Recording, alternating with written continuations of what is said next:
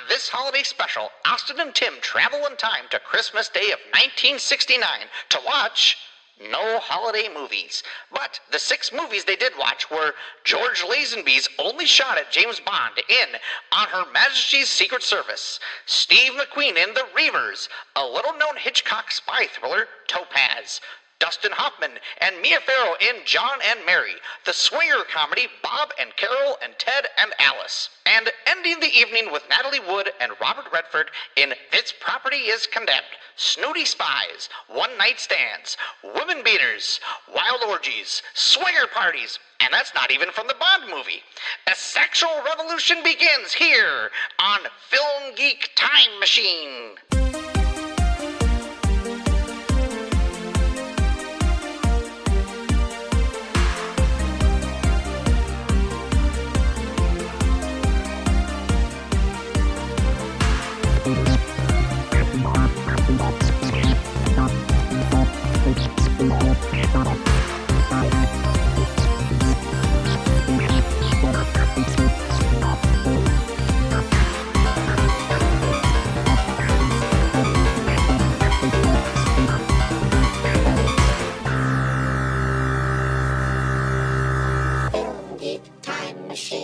Hello, everyone, and welcome to Film Geek Time Machine. I'm your host, Austin Kennedy. Hi, Austin. I'm Tim. Hello, nice to meet you. Fuck you. I don't want to meet you. We're not friends. You made me watch these movies. Yay! This is Film Geek Time Machine, the podcast where Tim and I travel back in time to random dates. This was kind of not a random date because I want to do a Christmas. It's Christmas. It was so filled with Christmas. One of these movies had snow in it. It did. That was it. That was the most Christmas we got out of these movies. It was around Christmas time as well, so they talk about Christmas, and they did say. Do they talk about Christmas They in one? absolutely do. Yeah, they do. They don't talk about Christmas in Reivers. They don't. Anyways, so what we do is we pick a random date and we go back in time in my time machine that I accidentally found, and we look at the newspaper and we pick movies, and usually we pick movies that we haven't seen, but every once in a while we'll be like, oh, you haven't seen this, or like we want to either rewatch a movie or share a movie that we like with someone else, or maybe a movie we hate with someone else. So I've never done that. No. I don't think so. Maybe? No. I don't think so. No. I can't remember a time I've done that to you. No. Because I would. The only but one I did one. with you was Space Invaders. Yes. Here's the thing, though. Yeah. I would have to watch the movie. Yeah. So I'm not going to fucking do that to you. Mostly to save myself, okay? That's right. You were willing to watch that fucking atrocity That's right. again. Well, after we go back in time, and then we come back, we talk about it with everyone on the podcast. So that's this podcast. Today we're going back to Christmas Day, December 25th, 1969. Yes. That was fun. You were 1 year old. You were 1 year old. I was That's not how alive plurals yet. work, Austin. 1 year old. How are you doing today? I'm okay. We don't really talk to each other on the show. You jump right into it. Let's fuck this program. Let's just talk about our lives. How are you doing? I'm okay, Austin. Yay. How are you? You've got a new cat. Yeah. Yes, we do. We got a cat. Whatever. We talk about that cat all the time, actually. Yeah, it's one of the only things we talk about. No, it's good. So, no, I spent the weekend playing board games with friends. So, did you play board games this weekend? That's how we know each other, me and Tim. Board games, no. This weekend. What did you do? I traveled through time to 1969 to watch movies with you. Yes. And then a couple of days later, we were sat down after letting it ferment in our heads for a couple of days. It's hard for me to talk about a movie right after. Sometimes, Yeah. I do need time to we have to let it soak. That's right. Okay, well, before we get into the movies that we picked, let's talk about the time, 1969, in Christmas Day. So, let's see. Let's look at the TV shows that were out. Pat Paulson. Do you remember Pat Paulson? He was like a comedian. Nope. Really? He was on the Smothers Brothers Comedy Hour live. Okay. Pat Paulson. I'm sure I've seen it. Pat Paulson's half-hour comedy hour. That Girl. There is Bewitched. And This Is Tom Jones. So it was a variety show. These things, Wikipedia does stuff weird. And then we're looking at the winters. Yeah, it would be Paris 7000, which was a George Hamilton adventure thing, I guess. Yeah, whatever. Family Affair, The Jim Neighbors Hour. So Jim Neighbors, Jim Neighbors. I know who Gomer Pyle is. Daniel Boone, Ironside, which was that was Raymond. Was that Raymond Burr? Yes. Yeah. in his wheelchair. Dragnet 1970 and the Dean Martin Show. That was on television on primetime in the evening. Then Dean Martin presents this happened in So later on. No, later on he did a Gold Diggers in London, which I don't know what that is. Nope. But we'll see. That is weird. The top songs of 1969 of that week were Diana Ross and the Supremes, Someday We'll Be Together. Leaving on a Jet Plane by Peter, Paul, and Mary. I grew up with Peter, Paul, and Mary because my dad was really into folk grew up music, with all three of them in your house? Yes. On the record player. Weird. Down on the Corner, Creedence. Raindrops Keep Falling on My Head, because that was made popular because of Butch Cassidy and the Sundance Kid. That's right. Na Na Hey Hey Kiss 'Em Good. Oh, Na Na Hey Kiss 'Em Goodbye. Is that what I think it is? I don't know what that is. I don't know what that is. Is that the Na Na Na Hey Hey Hey Goodbye? Is that Is that what it is? I don't know. Is that the name of that song? I don't know. I thought it was called Goodbye or something. Come Together in something. It must be there two songs that come together. The Beatles. Holly Holy. I Want You Back, Jackson 5. Whole Lot of Lovin'. Oh, that's good shit right there. Whole Lot of Lovin', Led Zeppelin. Midnight Cowboy, Three Dog Night. We got Stevie Wonder, Yester Me, Yester You, Yesterday. Blood, Sweat, and Tears. Gladys Venus, Knight. is that the song that was covered later? I think so, maybe. The Shocking Blue, because I know it was an older song. Jingle Jangle by the Archies. Don't Cry Daddy, Archies Rubberneckin'. was not Elvis a one-hit Presley. wonder. I thought they were just the one hit. Brand New Me by Dusty Springfield. Wedding Bell Blues. Oh, or Eleanor Rigby by Aretha Franklin. She did a cover of that. Oh, wow. That was on the I charts. bet you that's fucking amazing. I bet you it's amazing. Yeah, I'm sure it's good. All right, well, in the theaters, we'll look at the newspaper here, and we have Paint Your Wagon. So these are the movies we didn't see. There was like 3 or 4 big musicals that were like 2.5 hours that we didn't see any of them. I'm sad that we didn't see Paint Your Wagon. Paint Your Wagon. Spoiler, now that we didn't pick it, I don't like that movie. It's not good. Well, you're a bad person. It's not. It's not the worst movie. Here's the thing. It's a 2. I actively like certain types of bad movies. Yeah. And that movie is almost perfectively terrible. Okay. Paint Your Wagon. Hello, Dolly. Which is a musical with Barbra Streisand. Goodbye, Mr. Chips with Peter O'Toole. We tried to see that one, but we couldn't. That would have been cool, I bet, or maybe terrible. I don't know. Oliver, Best Picture winner from the previous year in '68, which I actually still like. I think it's still good. Yeah. Easy Rider, which I've seen many times. Yeah, I think you watched that in like the last year. Yeah, I do a community ed film history class. And I do usually show Easy Rider. There's Gone with the Wind in color. It's 1969. You don't have to advertise that you have the ability to project color. Okay?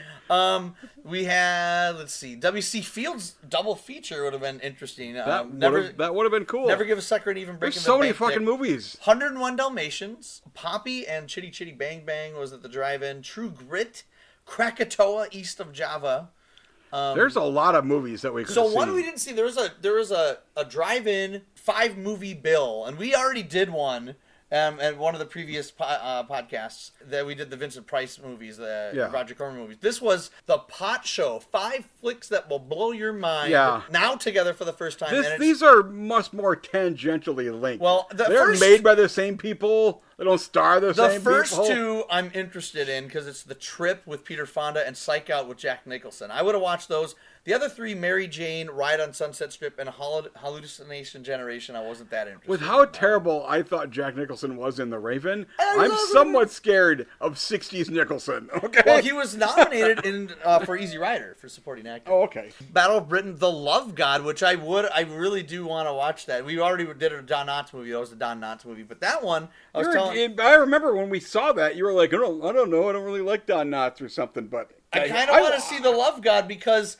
just hearing the premise where Don Knotts, he is just this goofball who accidentally becomes a director of a pornographic film.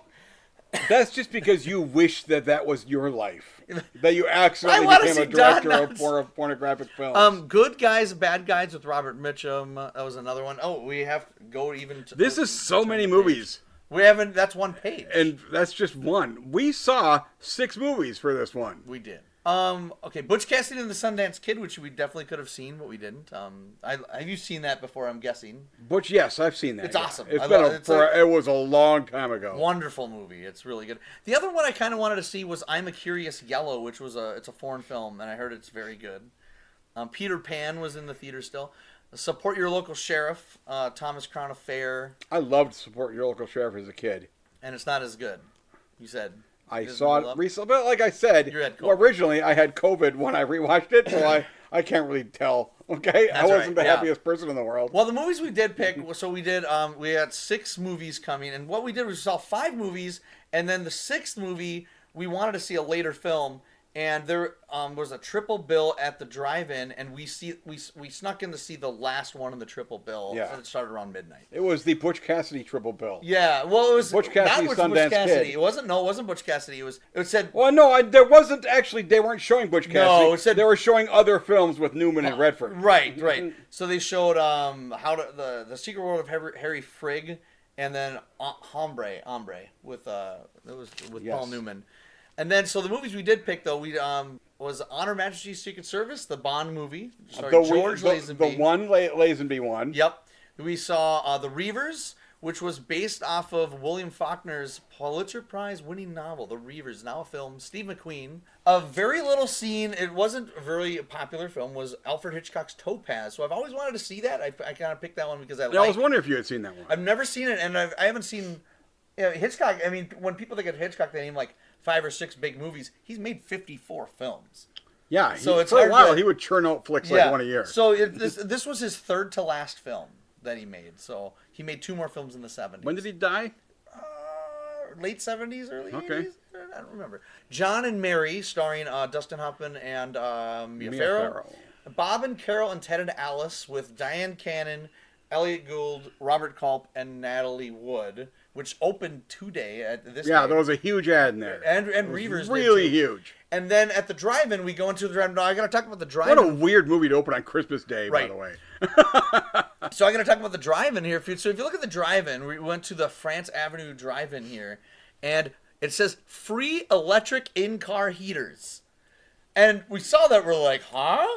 It's Christmas Day, and we're living in Minnesota. What they do is, it's Christmas Day. The drive-ins were open, and they literally handed you like this rectangle heater that you put in your car. Not a fire hazard at all. Nah, we totally lived. But you put. there were 3 other cars on fire, but we lived. There are reasons why it wasn't very comfortable. And so there's reasons why they don't do that anymore. They stopped doing that pretty much in the 70s. You could just bring a blanket, okay? Yeah, but free electric, it was cold. And it was midnight. And so we watched, for the last movie was Robert Redford and Natalie Wood. 2 Natalie Wood movies in a row. Yeah. This Property is Condemned, which was based off of Tennessee Williams. It was like a 1-act Tennessee Williams that they very extended. Yeah. So, and I only have seen the Bond movie before. Here's the thing. I guarantee I had seen this before. Then I'm watching it, I'm like, I only knew the meme stuff from it. Oh, okay. While watching it. So, yeah. I guess we're starting, right? Yeah. What's funny, the meme, it's interesting that when you always talk about the meme stuff, because you're older than me, but you're like, I'm like memes. I'm like, that sounds like, I feel like an old man, but I'm like, memes, what are you talking about? I'm just using the word meme.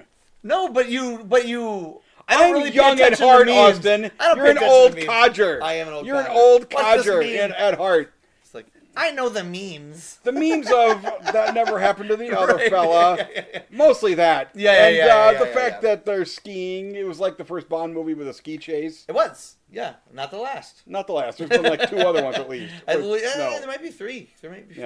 Maybe 3 or 4. Okay. On Her Majesty's Secret Service. Okay. Before we get into it, Bond. Where are you with Bond? We're like, what's your relationship with James Bond? My weird relationship with Bond is, as a kid, I would, if they were on TV, I would watch them. Watching this now on a big screen, widescreen, I'm like, oh, that's why Bond movies suck on TV. Because boy, does this not, there's no way to translate this onto TV. It's super wide. Yeah. And I'm like, well, this one in particular was. This one's very widescreen. Yes. I'm like, well, this has got to look like shit on television. Yeah, and it does. It doesn't look or at least on old television. Yeah, well, like VHS when it's like pan and scan, it's not the widescreen. You're seeing like 1/3 of it in this. Absolutely, okay? absolutely. It's real terrible. You're missing at least half. But I remember not overly giving a shit. I mean, I knew about Bonds? I would watch the Connery Bonds. Yeah. And because of my age, I would watch and enjoy more of the what's his face? Roger Moore Bonds. Yeah. Because Those are the ones that came out. When you were in the 70s, yeah. And I remember super liking The Living Daylights. Yeah. And then for some reason hating License to Kill. Weird. But I don't know why. I'm pretty sure if I saw it now, I'd like it. Yeah. So so my relationship with Bond is I was a big Bond fan. Okay. Growing up, because my dad would show me them all the time. He would rent them from the video store, Gary's Home Video, and Dr. No, From Russia with Love, Goldfinger. I've seen all of them. The first Bond movie, so I was 4 years old when I saw For Your Eyes Only in the theater. My dad took me to go see For Your Eyes Only. Your parents are terrible parents. Well, he took me to see... How many women does he bang in that movie, Austin? Because in this movie, it's like 6. Okay? I didn't know. Like, they kiss and then the lights go down. Like, I didn't know what that meant. I was so hip at 4. I honestly didn't know what sex was until I was 35. Okay? So, but yeah, I always like Bond, and one of my favorites growing up is one that's not as people's like least favorite. Is I love Moonraker because it's fucking crazy. Oh, Moonraker is fun because it's crazy. Now growing up, I saw this one. I didn't see all the way through because my dad always said, "Oh, this is the bad Bond movie because it's George Lazenby." Well, spoiler alert, he's kind of wrong. And it's not the best. Well, we'll see. But anyway, my dad was like, "Oh, it's not very good. We're not going to watch it." So I never really saw it, and then I saw it so I've seen it 2 other times at least. Okay. And we'll get into that in a second. But then, but growing up, so my favorite Bond, a lot of old school Bond fans are like, "What? You like that the best?" But my favorite Bond movie is Casino Royale. It's what everybody's favorite Bond movie is. It's so good. It's like, how is that supposed to be like a weird thing? It's wonderful. I think it's what everybody says. Well, that's the best one. Well, I think a lot of old school will say like Goldfinger or something like that. Well, they're fucking. But I mean, there's nothing wrong with it. So I would say they made movies better. Right. Well, they made action movies better. Goldfinger's in top 5 probably for me, and maybe even From Russia with Love. I love those 2 quite a bit. I think Diamonds Are Forever's a very underrated one. I like Moonraker a lot, and then Living Daylights is the top 5 for me. I love Living Daylights. Yeah, I've never seen that one, but Living Daylights is amazing. I really liked it a lot. So this one, when I saw this for the first time, I did not like it, and then I saw it a second time, and I did not like it. What about this time? I liked it better than both those times. Okay. I'm not saying I liked it, but I liked it better than both those times. Here's the weird thing about this movie. Yeah, we'll see the theater helped. For sure. It starts terrible. That opening thing where apparently she's committing suicide. Well, for like the first 40 minutes, you have no idea what the fuck's happening in this movie. Well, okay. Yeah. It was interesting. Yeah, so this is Bond movie. So the movie opens, all the Bond movies open with like a pre-title sequence usually, except for Dr. No, I think. Except for Dr. No, yeah. It has the opening crawl, and I will say this. Oh, wait. You don't mean 67 Casino Royale. I have to make this clear because of who you are. It's the 2006. Good, because if you like the other one, I actually never seen it all the way through. I never saw it all the way through. Okay, good. I've never seen it either. But there's no way that matches up with the other one. Jimmy Bond. Or do you mean the Casino Royale from 1953 that was on TV? The Barry, whatever. The weird one where he was Jimmy Bond. Barry Nelson, I think. I don't know. So the movie opens, and it has a great opening crawl, and it's a new one because it has, the gun shoots. But as soon as it starts, it already is 65 because instead of the baritone guitar, it is a keyboard. So it's already, but it has that 60s. Moog was so hip. The Moog organ. Yeah, that's exactly what it was. Oh, I bought a new one. We're gonna put it in the movie. Yes, and I'm gonna say this right off the bat, John Barry's score. This is one of my favorite Bond scores. Oh, yeah. The music in this is fucking awesome. Mm-hmm. Like, I love the music in this movie. This has got great music. And I even thought that when I saw it the first 2 times. The music is great in it. John Barry, he did the majority of the Bond movies from the 60s, 70s, 80s. Every once in a while, like, Live and Let Die was done by George Martin. But then he came back. But he came back. He was back. He was in like he did like half of the first bunch. He did until I think his last one was Living Daylights was the last one. Oh, okay. Yeah, Michael Kamen did. Maybe that's why I hated the License to Kill. The guy who did Lethal Weapon and Die Hard did License to Kill. So because he was like, he's the action guy. Never mind. That sounds good then. It's fine. I don't think it's as good as Barry scores. But yeah, it opens with Bond driving around and he's following Diana Rigg. is he following her? She like sees her. You don't trying know. To go you in. don't know. I didn't know. There's just a bunch of driving, and they intentionally don't show you Bond's face right away. Well, because, yes, yeah, because it's. I mean, you can see this super cleft chin and shit like that. Yeah. So I'm like, okay, that must be Bond. This is the new Bond, right? But they're not showing his face right away, and then they show Diane Rigg. She like goes into. Like the water, I don't know what she's doing. Maybe she's committing suicide. Yeah, I wasn't clear. I mean, whatever. He like saves her, but then he fights people. But then these guys, nothing makes sense. No. Okay, I'll say this. So the thing I did not like I didn't like the editing in them. The fights. I liked it a little better this time because it kind of added to the manic energy. But when I saw it the first time, I hated it. Like, what the fuck is going on? The fights in this, they are. I just hate them. Yeah, and weirdly. I don't hate Lazenby when he's throwing a punch or something. Yeah. He seems fine, but they never let you fucking see it. Well, the editing is so weird because it's like boom, boom. Well, okay, so he's fighting this guy on the beach, right? And it's like boom, boom, boom, and then all of a sudden it cuts. And they're in the water. Oh, they're not in the water. Yeah. They're on the ground. They're not on the ground. It pulls you out of the movie just immediately where you're like, what the fuck? This movie's really terrible. So I knew that going in because I hated it the first time. But when I was watching it this time, even though it's bad editing, I was kind of getting into the kinetic energy of it. It was the weird thing is, other action sequences, like the skiing and this weird stock car chase thing, those are fine. Yeah. Those are actually filmed pretty damn well. It's the hand-to-hand combat scenes. Yeah, hand-to-hand combat. And he gets in a lot of hand-to-hand combat. In the first half an hour, for sure. Yeah. There's three of them. And I've watched this movie. I still don't understand who those people were. In the beginning? Why they were fighting him. No. Okay. So they're fighting him. I do not understand what the fuck happened. She takes off. She gets in his car, drives up to the top of the beach, gets in her car and leaves. And then he goes, this never happened to the other fellow. Yeah. And I'm like, maybe it probably did, actually, but... Well, here's the thing.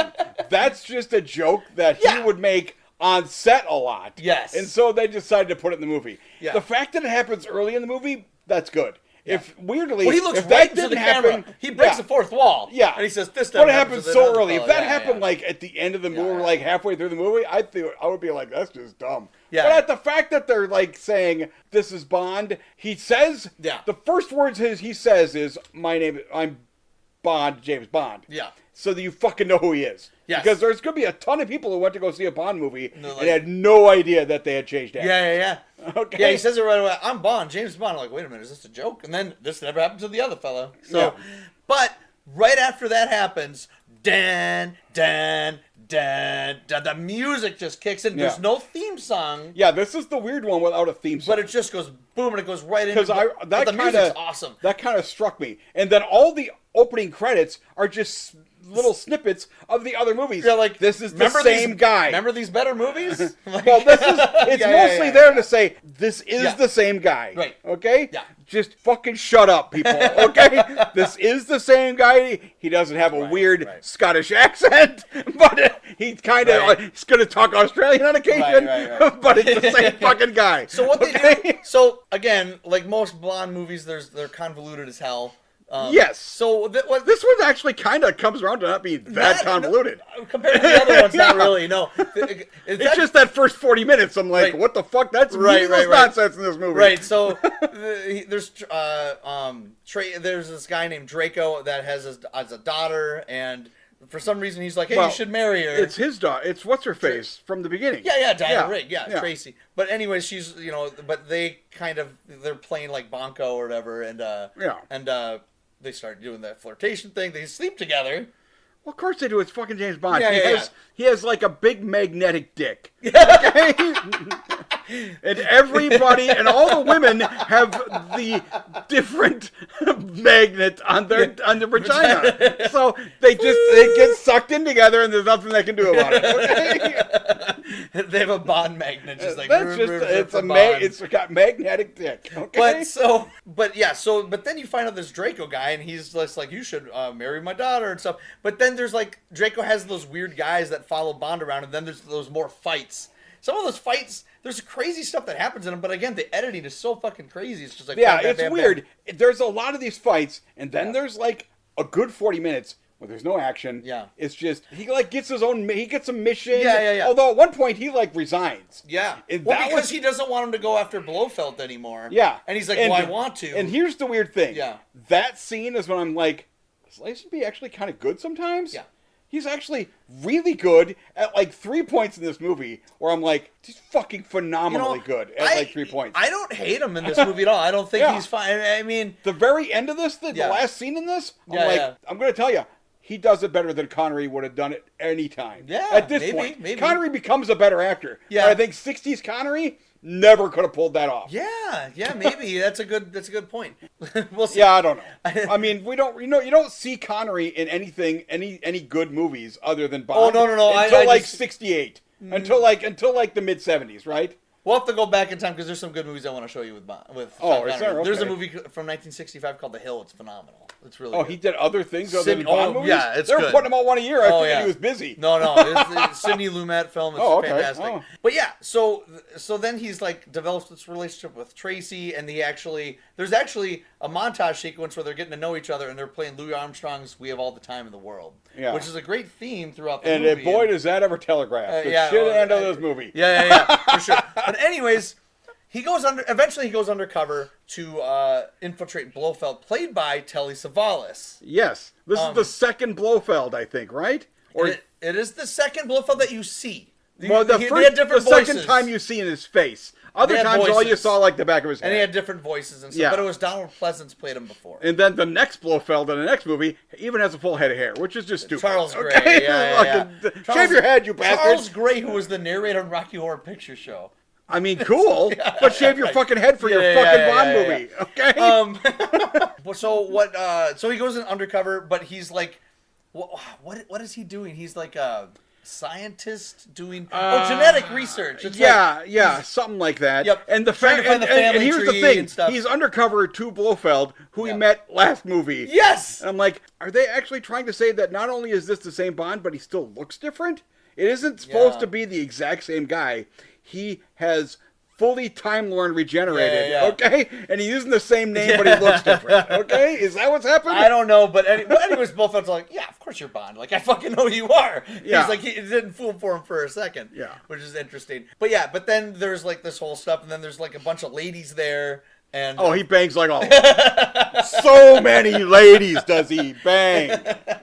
This might have the most Bond girls. Yeah. Because there's 12 of them, okay? In one, complex. Yeah. And he just has to run a chain through all of them in one night. Well, there's a scene in the movie where he gets figured out, so he gets captured, and then he escapes in that ski chase, which is pretty fucking good. The ski chase is good. Actually, I agree. escape that he does before that is also really good. It's pretty good. And then it has, special effects, and I'm like, these effects are fine. No, I like it. And then all of a sudden, he goes to the town, and it's the Swiss Alps, and all of a sudden it's like, oh, Tracy's there for some reason. Yep. It's just there she is skating around. Yeah. It's like, talks her into helping him. What are you doing? And then there's a car she's chase. The one who's driving. Yeah, and there's a car chase, and they end up going into this car race, stock car race. There's a stock car race. You want to know where that stock car race is? In the middle of the fucking blizzard. Because the fucking next scene is literally a blizzard. Yes. It's just barely even ending. Yeah. It's like what that stock car chase was. Also, the opening credits says stock car sequence directed by some other guy. And there's a ski chase too. I think that was directed by another guy as well. Yeah, and I'm like, they just put that in there because they got that guy. Yeah. They had the weasel of time, and they also, for plot reasons, need a blizzard in the next scene. Okay. And then there's the big finale where they infiltrate Blofeld's place and stuff, and then Tracy's there because she gets kidnapped. Yeah. And they gotta get her. Yeah. In a different ski chase, okay? Yeah. Which is the second ski chase. Yep. There's a full avalanche, which is fucking hardcore. That avalanche the effects is are pretty, fucking it was pretty good. I mean, they obviously are using some real avalanche stock footage. Yeah. But when they show the people, and I'm like, that looks fucking like they're dying. They're gonna die from an avalanche. They did a really good job with holy that. Shit. And it looked great on the screen. Yeah, that was cool. They assume Bond is dead and she's alive, so they just capture her. Yeah. And I'm like, why are they capturing her? The only reason to capture her is to do something to punish Bond, but they believe he's dead. Okay, but he's not dead because he's James Bond. He's fucking a Time Lord, so you can't kill him. Okay, we are going to talk about spoilers, obviously, every episode. So, just in case you don't know, They don't know that James Bond gets married. So Figure out what might happen in the only time where James Bond gets married. So James Bond does get married at the end of the movie. They get divorced. Yeah. By bullets. Yeah. But there's a fight scene at the end, which is kind of stupid when they're fighting on the bobsled. But yes, forgot about the bobsled. That's my god! And the weird thing about that is I'm watching and I'm like, somebody could make this cool like bobsled chase thing fucking amazing. It was pretty but dumb. This movie makes it terrible. It was lame. Okay? It was pretty lame. They would periodically cut to like Blofeld like controlling it, and I'm like, I don't know what he's fucking doing. Don't show his hands. Nobody knows what the fuck's happening. And then he's fighting him, and all of a sudden this tree branch comes and like hits Blofeld in the neck, and I'm like, he's not dead. Of course he's not dead. We know for a fact he doesn't die until Roger Moore kills him. Yeah. But then then it gets silly because then they get married at the end of the movie and you're like, oh, we have all the time in the world, and all of a sudden a car pulls up and Blofeld and his woman lady, she was pretty cool, actually. henchwoman, I liked her. I can't remember her name, but she was actually intimidating as fuck in this movie. And sadly, Bond doesn't just decide to use his magic dick and fuck her and turn her, make her switch sides. Because that happens to most of the women he fucks in Bond movies. Yeah, that's right. Okay? Well, anyway, so it goes by and you see, boom, they start shooting and he ducks. And he's like, oh my god, we got it. Blofeld, he sells us Blofeld. Blofeld's still alive. And then he looks over and she's dead. She's dead. But I'm telling you, when he sees it, and then he like holds her, then like a cop shows up, which is like, I feel like the cops should keep going. If people with guns just shot stuff. But whatever. But then he's like rocking her back and forth. Resting. She's just resting. She's fine. I'm like, holy shit. Shit. Yeah. I'm like, oh my god, Lazenby is fucking phenomenal in this scene. And I can tell you by the audience though, where they were just like, I don't think people were fucking expecting that. I think that's the problem why this movie gets a bad rap to some degree. Well, it flopped really hard. It flopped hard because Bond not only gets married, but then his wife gets killed right at the end of the movie. Yeah. A character that I think you're supposed to give a shit about, but she was really random and weird. But I do care about her. Diana Rigg. She's a good actress and she's fine in the movie. But okay, so the good. I actually like George Lazenby in the movie. He's fine. He's not the best Bond, but he's fine. He has good moments. He has good moments. I think he has some of his moments put him up there with any other Bond. Yeah. But I think the problem is the Bond moments. The moments where he's supposed to be the smug Bond guy. Actually, he's not particularly great at it. One of my favorite parts was actually when he was being smug was when he gets picked up by the guy. One of the guy in the car that he just had a fight with, and he's like fucking with him. He's like, hey, how's it going? Good to see you. I'm like, oh, no knife this time? And I'm like, that was funny to me. And I actually kind of like him. I think part of it is, I think Lazenby in real life is a likable dude. My problem, and I think Connery in real life, not a particularly likable dude sometimes. in this movie, so when this came out, and up until the Daniel Craig movies, this was the longest Bond movie. Oh, really? This is 2 hours and 22 minutes. I thought they were all around that length. No, before that, they were all about hour 55 to about 2 hours and 5 minutes. Oh, really? Oh, wow. And this was the longest one up to that point. I do think it's a little long. I think in the middle section, I think it drags. It drags. That whole scene, I honestly think that whole stock car thing, which is actually filmed well, it doesn't do anything. No, I liked it though. But the stuff that I didn't like was before I just don't think it's needed, especially since it clashes with the very next scene. There's 40 minutes. There's 40 minutes when they're on that thing when he's like banging all the girls and stuff. The genetic and he's trying to trick Telly Savalas. Like that could have been condensed in my opinion. I think that was a little. It could be more just an infiltration thing. The other thing that's but Bond has to bang all the attractive ladies. That's the rule. The other thing that disappointed me in this movie was I'm a big Telly Savalas fan. I didn't like him that much in the movie. Nah, he really isn't. He's not awful, but he doesn't add anything. I think there's no menace to him as Bond, and he's not being Blofeld. He's being Telly Savalas. Okay, let's talk about the Time Lord thing. Okay. James Bond. A thing that I find amusing is James Bond, a Time Lord. That's how he can be the same person, but look different, have different personality. Yeah. Okay, Blofeld is the fucking master. Yeah. He's just a different person. His personality literally changes. The movie after this, he's literally a jokester who wears women's clothing, and shit like that. It's weird, okay? So, and also being the fact that the movie previously, You Only Live Twice, was played by Donald Pleasance. He's so fucking good in that. Oh, yeah. But he's like a weirdly like Dr. Evil thing in that. He's Dr. Evil made...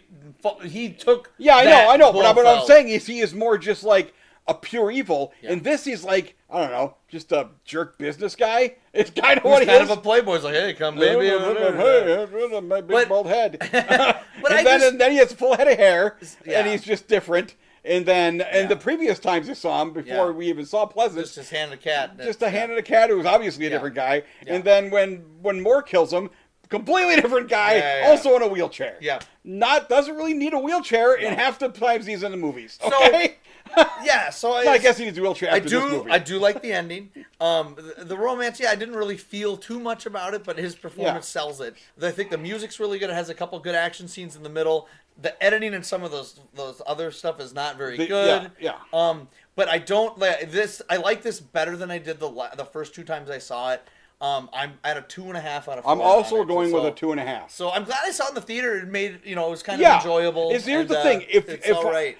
I think part of this also is this is a very widescreen movie. Oh my and God. for the next 35 years after this came out, you can only really watch it on a television in shitty pan and scan. And everybody goes, it's shitty. And I'm like, I think it's shitty because this was directed you can't make this movie good in a pan and scan. This was directed by Peter Hunt. This was his first movie. He was a stunt man, I think, and second unit director on the other Bond movies. So. I think doesn't he direct some later stuff too? Or no, this was his only Bond film he did. He ended up directing a Charles Bronson Lee Marvin movie called Death Hunt. Oh, okay. But that's all. I've never seen Bronson it. in this movie, in this episode too. We do have Bronson, so I'm just trying to see where his director. That's his filmography. Directing. He was an editor. Until then, he directed a whole bunch of stuff. Yeah, so he just Shout at the Devil, another Lee Marvin movie. Gold with Roger Moore, which is interesting. Oh wow, that's mid. Wild Geese that's 2. After Roger Moore has taken over too. Assassination was his last movie with Charles Bronson. He did another Charles an '87 Bronson film. Yeah, okay, it's okay.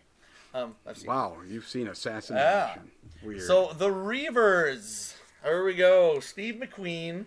Never seen this movie. Didn't know really anything about it. I didn't know anything about it either. So it's set in the Deep South. This is directed by Mark Rydell. Yeah, John Williams. Good score. It's good score. Good score. And I will say this right off the bat: the direction of the movie looks fantastic. Yes, it is technically well directed. Yeah, I will say that. It confuses me that this was based on a Pulitzer Prize-winning novel because I'm like, this is supposed to be a cogent story in some way. So yeah, at one point I feel like it's supposed to be a coming-of-age story, kind of. Sort of, it is in the beginning as Burgess Meredith with like a voiceover where he's like, I'm back in 1910 when I was a little 10-year-old boy. 1905, Oh, really? Okay. Yeah. That car does not look like a 1905 car. No. Because it actually works. Okay. No. So kind of 1905 cars suck. I think intentionally it seemed like it was supposed to be through the point of view of the kid, but it definitely shifts and goes into the point of view of Steve McQueen. It goes to Steve McQueen. So Steve McQueen is... So it's in the small town, obviously. It's in Mississippi, Deep South. Steve McQueen plays Boone, and he's kind of like this, I don't know, doofus. Just a guy who lives in the town. But he befriends the boy, and he's like, hey, come hang out with me. Just a handsome blonde guy who lives there. Yep. And then, then the boy's grandfather is kind of like, he's a rich guy of the town. Was he governor? I don't remember, but he was... Something to do. I think he just basically is the rich guy that pretty much owns the town. He's just rich. It's not the biggest town in the world. It was like, hey, they're shipping this thing in on the train, and when they walked through that and seen the production design of like the train, old train and stuff was awesome. And then they look at they have this car, and what kind of car is it? It was just an awesome. Oh, there it is, a 1904 Winton Flyer, is what it's called. It's a cool looking car. Yeah, it's bright yellow. It looks great. And so, but everyone's, this is the first time anyone's ever seen an automobile, so the whole town's there checking it out, right? And so Steve McQueen is like, wow, I want to take that car and stuff. So he's washing the car and stuff for the guy and stuff. And then his buddy, Rupert Cross. There he is. Okay. Rupert Cross. So Ned.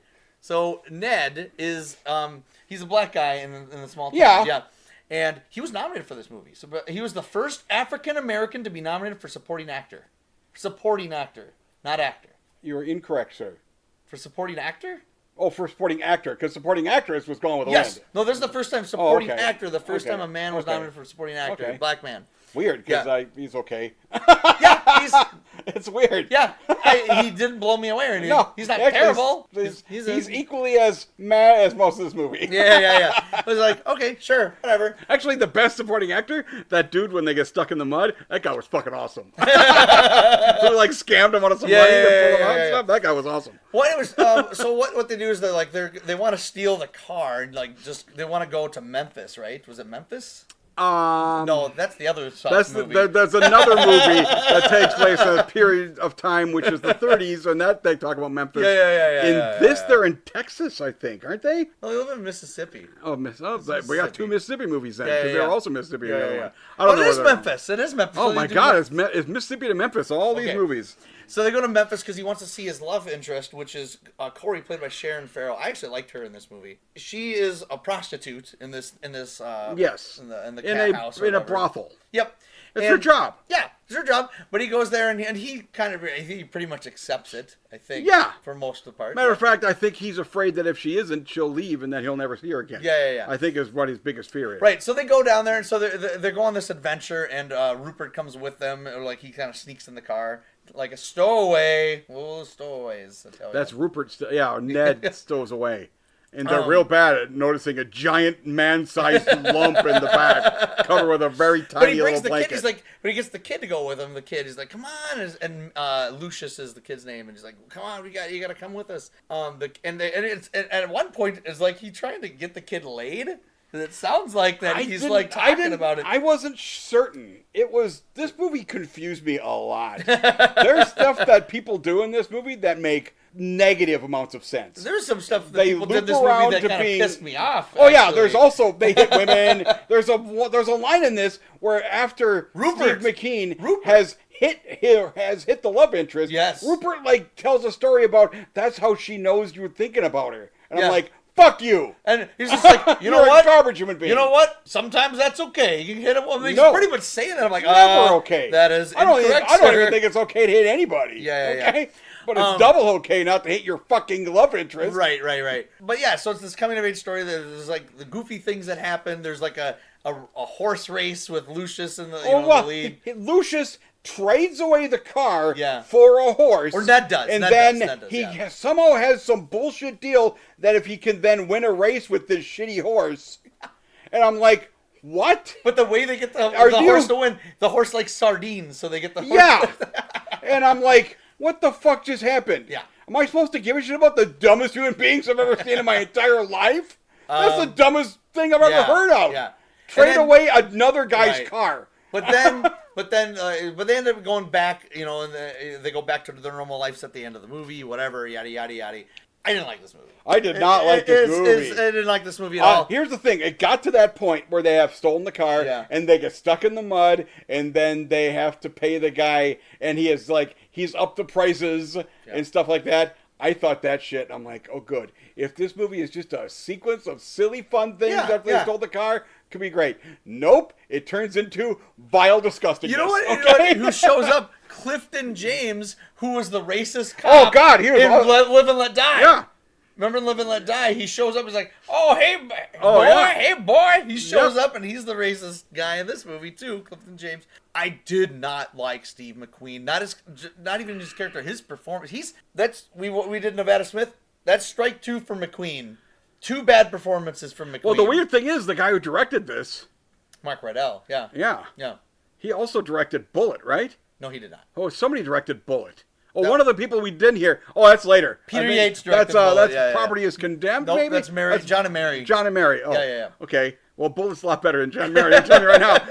We aren't there yet, but obviously it's better than John and Mary because it's fucking Bullet. Yeah, Steve McQueen is not good in this movie. He, again, kind of does the same thing because in Bullet and stuff, he's like this, in Great Escape, he's this badass Cincinnati kid. He just kind of has the stoic way of talking, and the Getaway, when he sticks to that, he's good. Yeah. He doesn't have a lot of range, and he's trying to put in a performance here, and he's just kind of acting goofy. He's trying to be whimsical, and it's not. You can't do whimsy. It comes across really unnatural. It's not good. Everybody thinks of him as this kick-ass badass guy because That's all he can do. Yeah. Do not try to do whimsy. You can't pull it off. You can't pull it off. It's not good. And I thought he was terrible in the movie. I thought the kid was fine. I wish the kid was okay. I actually feel like the movie would work better if the entire movie was through his point of view. But it kept on going through to Steve McQueen's point of view, and I didn't give a shit about him. And the way he treated his girlfriend, and at the end of the movie, because what she does, to get them, because they go in jail at one point.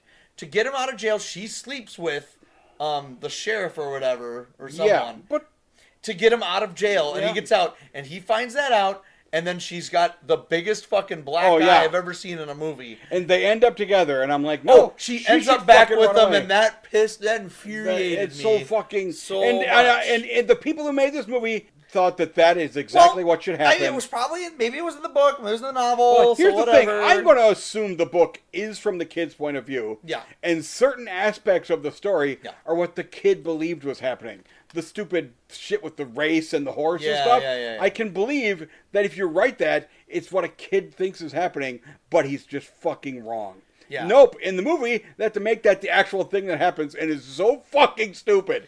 It's I was mind-numbingly dumb. That pissed me off so much. Like, they end up together. That infuriated me when I watched this movie. Yeah. I was very mad.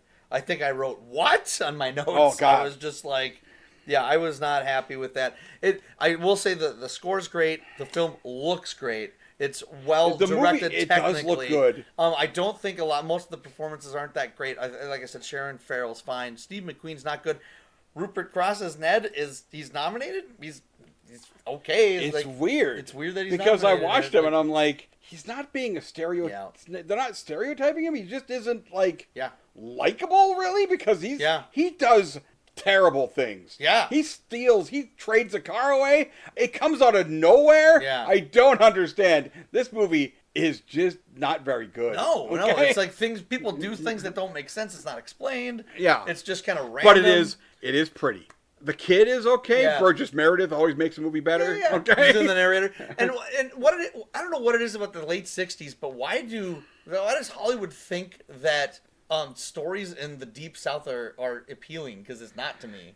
I don't give a shit. Not. I don't care. And this is we got another one coming up. This is the Deep South in 1905. Yeah. Okay. Yeah. So this is a 1.5 for me. I'm going with a 1. You're going with 1. Yeah. This was like by the end, I was like, I can't. I was so happy it was over. I was really upset and disappointed with this movie. Next movie is Topaz. It's based on some novel of some sort. Yeah. I think so. Sure. So Topaz, Alfred Hitchcock. So this is our third Hitchcock. Suspicion. Oh yeah, Suspicion. For some reason, I forgot about Suspicion. To Catch a Thief. And I remember To Catch a Thief. You're right. This is third. Yeah. To Catch a Thief is awesome. He was mentioned in Gazebo. That's right. Topaz. So this was a movie, and it's one of those movies that when you talk about his filmography, no one talks about this movie. I'm like, well, you know what? Maybe this is one of those hidden gems that we could watch. Maybe it'll be good. It's got moments. It has moments of Hitchcock. Yes, it does have its moments. Well, the movie opens with like stock footage of Russia. It's like a spy. Yeah, this is a spy movie. You find out this takes place in 1962. The Cuban Missile Crisis. And that's kind of like the spy angle of what was happening. Right. I have no idea how accurate any of it is. Which probably not at all. Kind of like surprising that Hitchcock decided like this was good material for him to do. I'm assuming he read the novel and liked it. Yeah. Something. I feel wish he made a better movie out of it. Yeah. And there's a reason why. I mean, okay. I'm gonna reference. It's not the worst movie I've ever seen. No, I've screamed at movies. I'm not going to yell at No. But it's just I can see why it's one of those movies that's forgotten about for the most part. It is. Unmemorable. It's just one of the. It's a movie that's been forgotten about. When the movie opens, though, that opening shot, not the stock footage stuff, but after the titles, when the family walks out of the house. And the camera like pulls into the house, and the camera goes up, and then it's a bird's eye view of the people coming out of the house. It follows them, and it goes down the gate, and it does this like really long shot, and I was like, holy shit!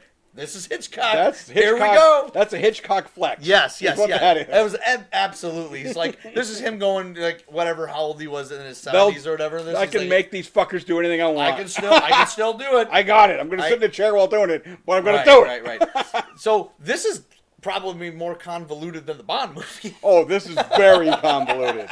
Because I'm going to tell you, there's some cool stuff that happens in this. Yeah. I don't know why it's happening, but boy, does it look good. It's interesting. There's a lot of characters in it. The main character is this French agent named Dubois, Philippe, played by Frederick Stafford. I'm going to tell you right now, I don't like him at all. His performance, talk about one of the most blandest leading actors you could get in the movie. He's super French. He's super bland. There's no super charisma. bland. There's no charisma. He is somewhat trying to be like French Bond because he does bang another hottie. You need, but goddamn, is he ever to boring. do this lead? I think to pull this movie off, I think you would have to have a lead that was so likable. But any scenes with him, his dialogue reading is so flat, so dull, very cardboard. I think it's mostly because he is a French guy. It's just right. If you get like a guy who just does a French accent, yeah. But for us, I would rather see that. For us English speakers, we can find a performance in there. Yeah. He's a French guy who's speaking almost entirely English, and so English is his second language. Yeah. So I'm like, I think maybe he just... You can get someone like... I wonder if he can act in French is what I'm wondering. Okay? I was not impressed with his performance in the movie. Anyways, but yeah, so anyways, there's a guy that's going to defect. And then he tells everyone about like the Cuban Missile Crisis and stuff. But then there's like this double agent stuff going on. I'm paraphrasing through the whole thing, not doing scene by scene here. Yeah, but you find out you can't do this movie scene by scene. You kind of figure out because I don't know what the fuck happens. Well, you find out that you don't find this out to the second half of the movie. But there's TOPAZ is another spy ring, like a double spies. And double agents. Yeah, they're French. They're Spectre. It's a French spy ring, pretty much, that are trying to help out, with Cubans with the missile crisis. So he's trying to find out. He ends up eventually trying to find out who it is. But then there's also some scenes in the beginning of the movie where there's this Cuban revolutionary guy, played by John Vernon. John Vernon was Officer Mooney in Killer Clowns from Outer Space. He's also he's also a weird thing for you to remember. He's in Killer Clowns. He's also the mayor from Dirty Harry. He's cool. And he's got your first reference was a really odd one. I love that movie. And then he's the dean in Animal House.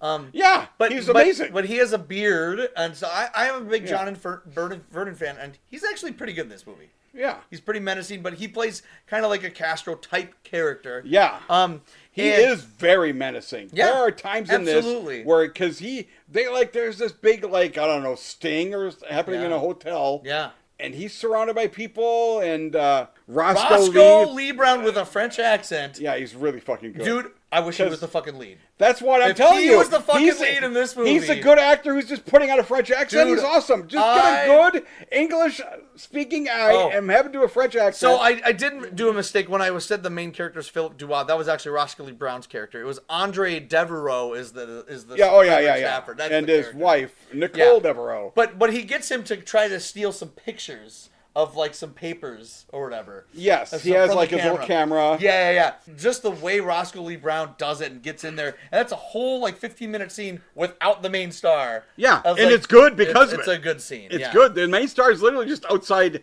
waiting for the shit to happen. That scene I thought was terrific. I thought that was really cool. You find out he goes to Cuba and John Vernon's mistress is also the main star's mistress, I guess. So there's this love triangle thing. Yep. But then his wife... She's like a double agent, I guess. And then his wife also suspects that or whatever, and so she's banging, ends up the leader of Topaz. You find out later on. Sure, whatever. Sure, yeah. It gets all over the place. There's a lot of this, which I suspect in the book was more mapped out or something. Oh, I'm sure they. In this, I'm they like, stuff I didn't know anybody for that longest time. Apparently, the theatrical cut was 2 hours and 7 minutes. There's a 15-minute longer version, which probably cut out some scenes. Yeah, but I don't want to watch a longer version. No, I don't. Well, really unless either. those scenes are like some of the 2 good scenes. Right. The other because when she gets killed in Cuba, yeah. Holy shit, is that fucking amazing? He shoots her, and then it's a bird's eye view, and she falls down, and the dress that she's wearing is this like plum-colored dress. Oh, there's so much tension in that scene. It's so much tension. Yeah, I thought that was good. But then we go back to the guy nobody likes. Unfortunately, I feel like in a spy movie, you need to escalate stuff. The climax of this movie, it is so anticlimactic. Done. It is movie over. Does he kill himself, I guess? So is that what happens? So the reason for that, so at the end of the movie, what Although happens actually, some of the stuff right near the end was pretty good. So that guy with the limp, yeah. That shit was awesome. At the end of the movie, what happens is he gets discovered who he is, the Topaz guy, and then he walks into his office and you hear a gunshot. So they're like, oh, he killed himself. That was added in because they filmed 2 different endings for this movie and neither of them tested well. So they said, let's just have him kill himself. And then they just edited in and put a gunshot. So one of the endings, let's see if I can go. Damn it! I forgot my one trivia. For the last movie? No, for Bond. Oh, okay. How old do you think he is in that movie? Oh, he's like he's the youngest Bond. He's 29, but he looks like he's 52. Yeah. He's the youngest Bond ever to play Bond. Yeah, it's crazy how old he looks though. The original ending, there was a duel between Jacques and Andre in a French football stadium. A duel? Like pistols? Yeah. But it was shot by a different person Hitchcock had to return. So audience panned that ending during test screenings. But under pressure from the studio, Hitchcock shot a second ending that he liked better, with Jacques escaping on a flight to the Soviet Union as Andre and Nicole board their adjacent Pan Am flight back to the States. However, this also confused audiences. People also objected to the villain escaping unpunished. So, as a compromise, Hitchcock used existing footage to create a third ending in which Granville was exposed and expelled from a NATO meeting over a shot of the exterior of his apartment. You hear the gunshot. Committed suicide. Yeah, so, the movie's just over. It feels tacked on. It does. And now it makes more sense because the movie is just like, tacked on, yeah. I guess movie's over now. Yeah. There was all this build-up with there's no ending. Really disappointing because Hitchcock is obviously a very influential filmmaker, and this was just the good parts of this are really good. Right, no. But goddamn 90 or like 85% of this is so boring. There are it's so boring. More than bad, it's just boring. It's just kind of boring. It's dull. Boring. It's a dull thriller, and that's what a Hitchcock movie should not be. Yeah. And obviously he's getting older. However, 3 years later, he made another movie called Frenzy, and that movie's fucking amazing. He comes back, and it was also his only R-rated film he ever made. Ooh, so it's pretty awesome. But yeah, this one's it's disappointing, and there is a reason. This is why you're not hearing about it much. It's 2 for me because I'm also going to go with a 2. It's 2. It's fun. We haven't got to a disagreement yet. We'll see. All right. So for our first disagreement of the episode, John and Mary is the next movie. Okay. I don't know. We'll see. We'll see. All right. We'll see. We'll see. John and Mary is the next movie. This is Dustin Hoffman, Mia Farrow.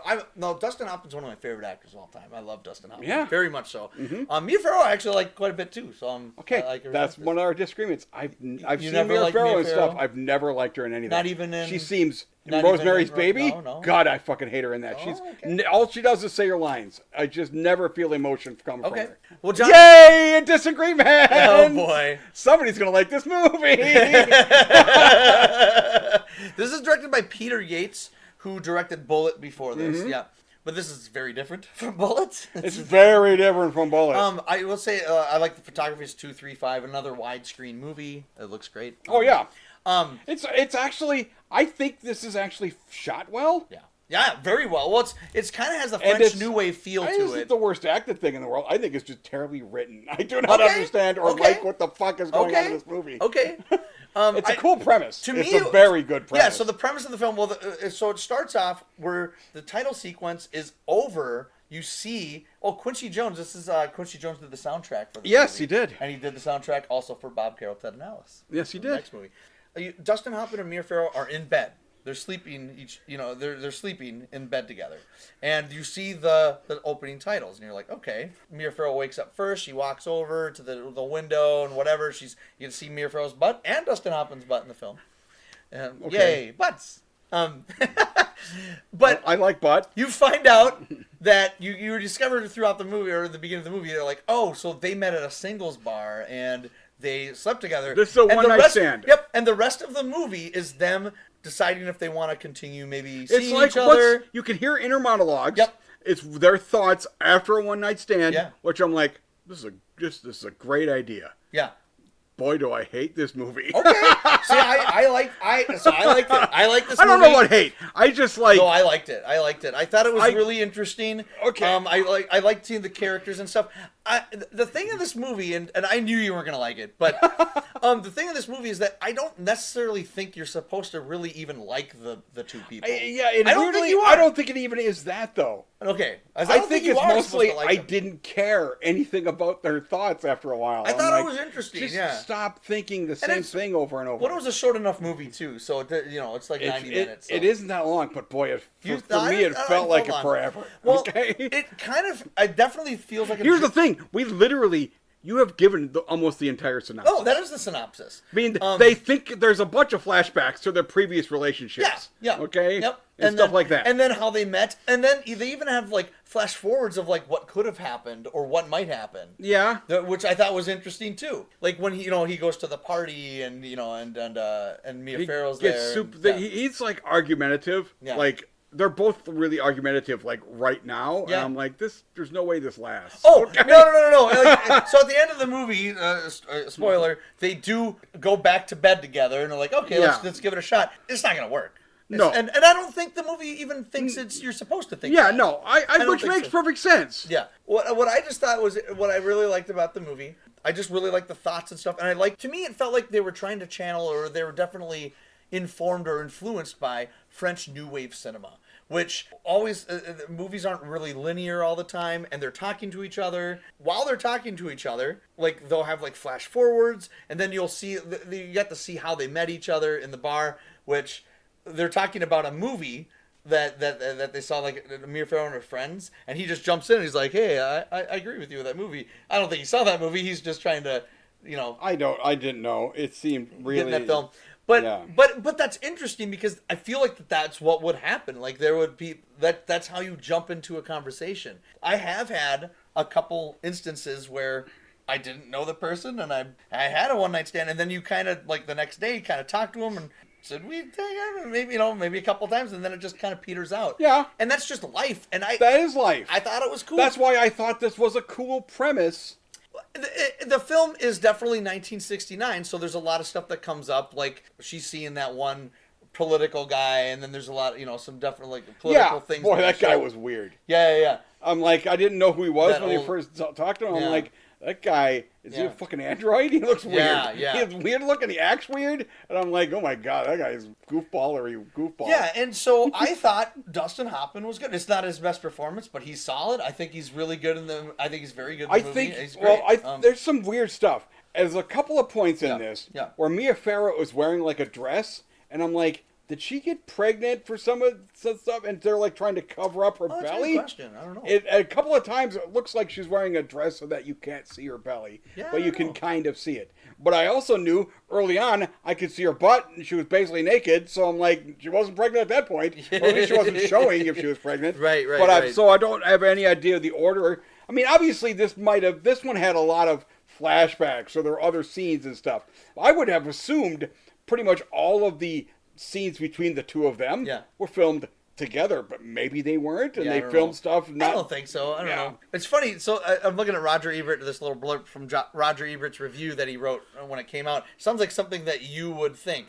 John and Mary is supposed to be a contemporary movie, I guess, and yet it's curiously out of touch. Is that kind of how you felt a little bit? I mean, I guess I was expecting that when I would see their relationships, they're flashbacks of previous relationships, I would go I understand their character now. I never got to a point where I felt like I understood either of them, even though that's what this movie is supposed to be. Yeah, I don't know if I understood them either. To me, it was just more like you're a fly on the wall and you're just watching these two characters. Yeah. And I thought it was interesting. I wouldn't say it was fascinating. I thought it was interesting. I think it's a really cool idea. Yeah. And I think there is a really good movie in that idea. I just don't think this actually was it. No, Maybe I just found a lot of it to be very boring. Oh, no, and a lot of just talking. Well, that's what it is. About the same thing. So there's a movie over and over. There's a movie that does this better, and it was made in '95, and they made 3 of them, but before Sunrise, with Ethan Hawke and Julie Delpy, directed by Richard Linklater. And it's phenomenal. It's just they meet in Paris, and they have the movie is one conversation or just a conversation throughout the night. You see, that's cool. No, that sounds like it could be done well. That's kind of like what this is, but they do these flash forwards and stuff. I do like the scene when they're in the beginning when they're making breakfast and stuff and coffee, and I like the awkwardness of it because it felt very real. It's like, the awkwardness do you makes like sense. this? Do you like the coffee? Do you like this? But I think that might be my problem with Mia Farrow. She always feels like there's an awkwardness. I thought it fit for this movie, though. Yeah.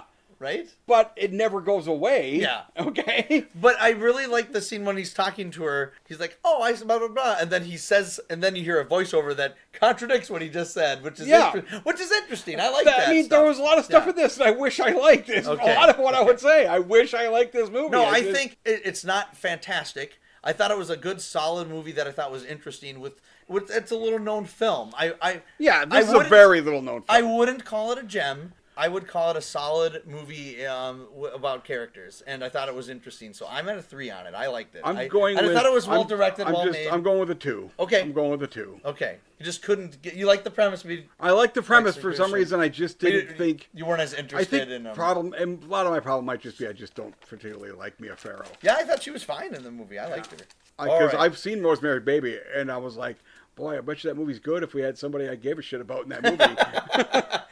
You know what? I think she gives her best performances, ironically, in some Woody Allen movies that she's done. Well, I think she and Woody Allen make sense because they're both just like awkwardness incarnate. Okay, she does pretty good in that movie. I'm trying to see if there's anything else in John and Mary. Like, I didn't say a lot about it, but I like it, and I like the idea of these characters and stuff. And I think if you like weird little quirky movies about characters getting to know each other, I think this one's not bad. I think it's good, so I liked it. There are definitely people that this is really targeted towards. I'm just apparently not them. No, probably not. Bob and Carol and Ted and Alice. This is our second Paul Mazursky film. What was the first Paul Mazursky film? 1984's Moscow on the Hudson. Wow, I like Moscow on the Hudson a lot. I'm going to guess. Here's the thing. I guarantee while you were watching this movie, you knew exactly what my fucking review of this movie was. Yeah. Because this movie is fucking garbage. Well? Do you like this movie, Austin? Is this your favorite movie of the episode? Absolutely not. Good. Okay, so Bob and Carol and Ted and Alice. This is a very highly regarded comedy for '69. It was nominated for. I know Diane Cannon and Ellie Gould were nominated for supporting performances on this. And was it nominated for screenplay? Yep, story and screenplay. And it was nominated for Best Cinematography, which that I don't understand. I don't understand that. I don't understand that at all. Is the cinematography the times when they would stare at the camera and I'd want to smash the fucking screen and burn the entire fucking place down because they're fucking killing me? So I haven't seen a lot of Paul Mazursky movies. What the fuck is up with that fucking... Oh. I haven't seen a lot of Paul Mazursky films. Moscow on the Hudson I liked. God, I like Moscow on the Hudson quite a bit. Bloom in Love, which you will... not like that movie, but I really like that movie, Bloom in Love from 1973 with George Segal. Bloom and Love? Bloom in Love. And Bloom in Love. B-L-U-M-E. I don't know why I'm asking. I've never watched this movie. Yeah, Bloom in Love. You would not like that movie. Maybe you'll force me to watch it. We have too many seasons of this podcast. We're stuck watching only shit that I hate. No. So... Natalie Wood, Robert Culp, Elliot Gould, Diane Cannon. The movie opens with Natalie Wood. I've seen the poster for this. Yeah, the one where they're all in bed. I've seen that a million times. So Natalie Wood, Robert Culp are a couple, and it's funny because Natalie Wood, who looks like she's about 25, and Robert Culp looks like he's 52. He was 39 in this movie. She was probably like creeping up on 30. She was 29, I think. She's in the next movie. She looks super young in the next movie too. Well, but that was 3 years earlier. Yeah, but she looks like a fucking teenager in that. She's not a teenager. Robert Culp how does he look like he's 39? I'm 47. He looks like he's 20 years older. He hates sunscreen. Movie. Okay, I don't know what's going on because every time they showed him and he was wearing like that turtleneck and sunglasses, like, he looks like an old man trying to be hip. The outfits in this are so 1969. Actually, they look more like 1974 to me. It's really weird. Everyone else looks fine in it. Robert Culp looks like he's trying to fit in. Is what he's doing. It does. It looks like you're right. It looks like he is. He's trying to catch some drug dealers, and he's an undercover cop. He looks like a fucking narc. He does look like a narc. Now, this movie opens with. So this was supposed to be. It was a big. The reason why I think it was so popular in the time because this was 1969. The hippie movement, the sexual revolution, and that's what this movie is kind of like. Which baffles me. Yeah. Because I believed while watching this, these people think they were being sex positive. This is the most sex negative thing I've ever fucking seen in my entire life. Yeah, I think so. This is the most toxic towards sex I've ever fucking seen in a movie. I don't know if what they were trying to go for, but I feel like that it's so toxic. I think it contradicts a lot of stuff that they were trying every to go character for in this is so manipulatively dickish to their spouse. Now, which wouldn't necessarily bother me if this was supposed to be a dark character study on human behavior. It's supposed to be a whimsical comedy. It is. Oh, and it says, and we're looking at the newspaper. Let's see. Let me look in the newspaper here. We're going to look in the newspaper at the ad for Bob and Carol and Ted and Alice here. As funny and charming, and above all, as human as any comedy that has been made in the United States in this decade. These people are fucking robot people who have never seen humans. The liveliest American comedy this year. This is, okay, here's my gist of a review. Yeah. This movie is, if you had an 11-year-old who tried to write a story about what it's like to be in a sexual relationship as an adult. Nobody in this movie makes a fucking lick of sense. Okay? Here's two more here. The funniest and freshest film of the year. And here's this one. A blockbuster of a film, both knee-slappingly funny and heart-tuggingly sensitive. When the fuck did these people laugh during this movie? That was Rex Reed, by the way. When the fuck were they laughing? I laughed 0 times in this film. I actually did laugh one time. It's late in the movie when Robert Culp is just sitting there and the other three are talking about, I don't think they're starting to talk about the orgy. Yeah. And then they talk to him and say somebody goes, all right. He like sighs because he's finally has to fucking be in this thing. And I'm like, I only laugh because I'm like, that's the only fucking response that makes any fucking sense when these insane people are talking about the stupidest shit you ever fucking heard of. So we haven't even got to the premise yet, but here we go. The movie opens with Natalie Wood and Robert Culp. Robert Culp is like a documentary filmmaker. And they go to like With a whistle. With a whistle. What the fuck was that whistle? No. So they go to this like camp, right? And they go to this like retreat. And it's one of those things where it's just like you're embracing complete openness and honesty, and it's just like and they're trying to get people to cry and like it's okay and And while I'm watching this, I couldn't decide. I didn't know, is Paul Mazursky, are the writers is this a satire on that lifestyle?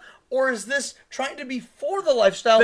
Because that wasn't clear to me. I wasn't sure. So I'm like, am I supposed to be laughing at this? Austin, intended? Yeah. Thank you for hating this movie. Yeah, I hated it. Thank you. I was so afraid. I'm like, oh my God, please, Austin, don't like this movie because of some artsy fartsy film. You know what's funny? You know what's funny? I knew you were gonna think I was gonna like this. I'm just like, oh, I'm gonna surprise him. God damn, I don't understand I do not understand the appeal of this movie. No, I don't at all. In any way. I'm trying to think of the time it came out in 69. I'm like, I'm trying to think of the appeal back then. It's a maybe it's for 12-year-olds who don't know what sex is. That's all I can come up with. But so they don't know what a relationship would be like. So anyways, okay. So Natalie Wood and Robert Culp, so they come back from this retreat and they're trying to embrace this kind of new philosophy of being more openness. Well, they have conservative friends played by another couple. So it's Diane Cannon and Elliot Gould. They're challenged about this philosophy, and Elliot Gould thinks it's a bunch of horseshit. Like, he's, like, making fun of it and stuff. I'm a big Elliot Gould fan. I like him, and he's not particularly bad in the film as his performances. Except for it comes to a point where it's just, like, nothing he starts doing also makes no fucking sense. Yeah, right. But I mean, the only one that makes sense is when he's on the plane and he has, like, a fantasy about having an affair with this woman. Yeah. And then he has an affair with that fucking super hottie, and I'm like, No. Okay? I know people considered Elliot Gould to be a sex symbol, but no. Yeah. He's a weird-looking monkey person, okay? With super hairy shoulders. It's bizarre. Yeah. I do not understand. But they're trying to, get them to do this, and then you find out there's scenes with, I don't know if it's trying to have, this statement on relationships and on how people talk to each other or whatever. I don't know. But anyways, Natalie Wood and Robert Culp, there's a scene in the movie where Robert Culp says, I had an affair with someone, know, and she's like, you know what? I want to learn more about that. And doesn't he get mad that she's not upset? I guess he is. And then she ends up going, they have an argument about the word affair because it was just a one-time thing. It's not an affair. Yeah. No, it's just cheating. That's different. Yeah. Exactly. It's the same thing. But then now she's like, it's okay. And then they tell this to their friends and they're like, oh, you guys are fucking nuts. And Diane Cannon actually was like, she has a pretty proper reaction where the more she thinks about it, the more it fucking upsets her. Yeah. That she's really upset that they are okay with this. I think, here's the thing. What I wanted them to do was be like, realize that obviously both Bob and Carol are just trying to manipulate each other. Yeah. That's the only reason Carol can say that shit, is she's trying to trap him in some way. And he is like confused. Yeah. And I'm like, she's trying to trap you. In this movie, she's not trying to trap him. She's open in some weird way. And I'm like, no, in real life, that woman is trying to trap you. Yeah. Okay? So, that's all that's happening. Yep. Well, there's a scene in the movie later on where he comes home. She is having an affair or sleeping with someone.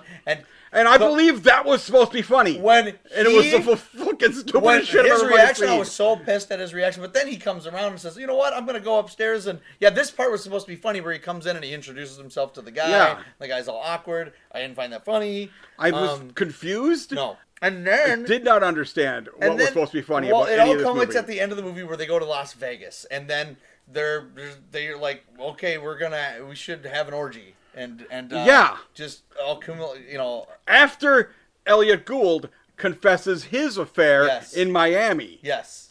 That he somehow had. Yes. Okay? Yep. So they're going to have an affair and they start making out with each other. Right after that, they start making out and then they stop slowly and then they just sit there in bed, all awkward which is the poster. Yep. The poster is the end of the fucking movie. And then they get up. They go outside to where the village people are. And then the village people are out there. So there's a guy with a fucking headdress on. There's another guy who's a fucking sailor. There's a fucking cowboy. What the fuck is this? So they go outside and originally in the movie, it was supposed to be a different ending. The original ending involved the four characters crying in each other's arms after the aborted orgy. And they completely pull themselves together on their way to the Tony Bennett show, and that's the end of the movie. I want to see a movie where they all kill each other. So foreign films were all the rage, and avant-garde films were all the rage in the late 60s. I think what they were trying to do, this is something that you would see in one of these avant-garde foreign films, the ending of this movie. It absolutely does not work for this type of movie, and it comes across as really fucking pretentious. This movie is the most pretentious thing I've ever fucking watched. But when they walk out at the end of the movie, and there's all these people, and so in the beginning of the movie, I didn't go into this, in the beginning of the movie, for one of the exercises, they all look at each other's face, and just look at each other, and give each other real faces, and maybe even touch their faces. But they... Right. So that's the kind of this exercise that they did. At the end of the movie, after the aborted orgy, they go downstairs. There's all these people in the front hotel. They start looking at each other, and they're touching each other's faces. And the song, "What the World Needs Now is Love, Sweet," and that's the fucking end of the movie. It was so pretentious. There are about 10 points in this movie where the character stares straight at the camera. Yeah. Mm-hmm. And most of the time, it's because it's trying to emulate that you're the other character they're looking at. But then there's the one time during the orgy where Robert Culp looks right at the camera in the middle of the orgy, and I'm like, what the fuck is happening? Every time that they would look at the camera, it fucking infuriated me. And she went to a psychologist, right? Yes. Oh, Diane Cannon did, And he would stare at the camera and do that nodding thing, and I'm like, we supposed to be at this point realizing he's terrible at his job because he looks like he doesn't give a shit? I think it's just that he's bad at acting. Okay, a neat trip. Well, because he wasn't an actor. That was Paul Mazursky's real therapist. God damn, he's so fucking he's so creepy. Yeah, I was watching and I'm like, is he trying to fuck me? Is that true? Stop looking at me like that, you psycho. Is he related to Truman Capote? God, he does kind of look like Truman Capote. Right? But Truman Capote would have done it, and I would have loved it. Oh, if Truman Capote's looking at me, I would have fucking loved it. I would have loved it. I would love to see this movie with Truman Capote playing all 4 of the characters. Oh, and that psychologist. Yeah. And all the people they have affairs with. Okay? It's all Truman Capote. I will say this. I'm not saying the characters or anything. I actually really like Natalie Wood. I like Natalie Wood in the movie. I liked her character. I mean, not her character. I liked her performance. Like when she was, the way she was talking and acting and the way she would blow up at Robert Culp. I did not like Robert Culp in this film. I didn't. I'm going to actively say I don't think I liked any of them. No, I wanted to like Natalie Wood. I wanted to like her a lot. I liked her performance. I don't like her character.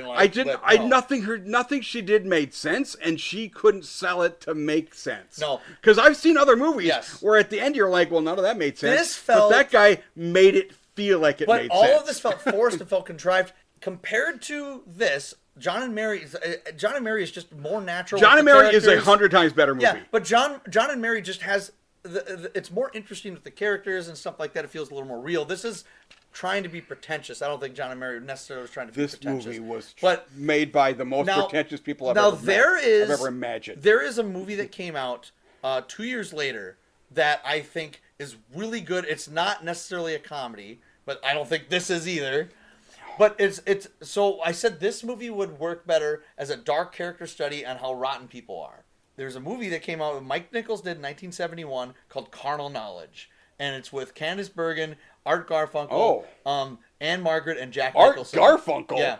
What? Yeah. That name does not make sense. Yeah. And Jack Nicholson. And it's fucking awesome. It's so good, and it's dark. It's like, I can believe it. And every person in that movie is a piece of shit. Because that's the whole thing is. But in this movie, everybody's a piece of shit, but you're supposed to not think they're pieces of shit. And that's the thing. I don't know. Like, they say it's a comedy, so I'm like, is this supposed to be a satire on this lifestyle? But it didn't work for me. I don't know what they were trying to do. I think it's just, maybe it is, but they just did it so badly that I don't understand. I am flabbergasted. That because sometimes even when I don't like a movie, I'm like, I can see where it has its following. I don't understand the following. I don't get it. I mean, it's not and good. I don't know if it's just our modern eyes. Maybe in 1969 this was so cool and revolutionary, groovy, but no, I don't understand. And it's not particularly well directed either. It's just no. I don't understand. Here's the thing: I literally cannot come up with a single thing in this movie that gives it redeeming value. So you know what my review is? It's a fucking 0. It's 1. I cannot come up with any reason anybody should see this movie. Yeah. It's 1 star. Other than learn out how to not make movies. Yeah. I was really upset with this movie. I was very disappointed. Oh my God. It's 1 star. It's 1. Oh, I hated it. That's about as low as you ever go. Yeah. It literally would have to. It would have to come to you and punch you in the stomach to go lower than, and you would still give it a half star. Probably. I hated it. I hated the movie. Very good. This is the thing that I have been so nervous about. That I was gonna like it. God damn it! I hope Austin doesn't like this fucking garbage movie. I did not like it. So, all right. But so really, the John and Mary is the only disagreement. It's only a 1-star difference. What did I give it? 2? 2. Yeah. It's only 1 star. That's not that bad of a difference. We've had much bigger swings and differences. That's true. This property is condemned. I'm sorry. As the last we still have one movie. Oh shit! Here we go. This property is condemned. Yes. So this is based off Tennessee Williams' one-act play, I guess. Right? Yeah, I think it's called the same thing. 1946. I think it's also called This Property is Condemned. And this takes place in the Depression, Dotson, Mississippi. So it's a framed story. So it's like a book ended with you see like this teenage girl, and she talks about it's Scout. She was the girl who played Scout in Mockingbird. Oh yeah, that's right. She was nominated. I haven't seen that movie. Well, that's fine. I'm not I know saying what it is, though. I don't know what it is. Yeah, everybody knows. I don't know if I've seen it. I think I saw it in school. But no, I just know that she was nominated. Yeah. And she was the youngest at the time nominated. So Mary Badham, Willie Starr, yeah. So she plays, she's in a small town, and she's like, oh, I live in this place. This property's condemned. She's talking to this boy. She's wearing the gown of her dress of her sister. You don't really know what happened to her sister. And then there's like the whole rest of the movie is kind of like a flashback of what happened. So you find out during the Depression era, there's like this. It's really weird. I was trying to figure out like what the fuck's happening in this crazy small town. It's a small town. The only job there is like this factory job. Yep. Really? Oh, right. And there's a boarding house, and the boarding house is the mom. God, what's her Hazel, played by Kate Reid, who I actually thought was pretty good in the movie. She's really good. Yeah. I thought she was great in this movie. Yeah, I thought she was really good. Kate Reid plays her, and this is like early role for her too. I looked her up. Yeah. So Hazel she kind of entertains all the people at work and stuff, and then she has people come in.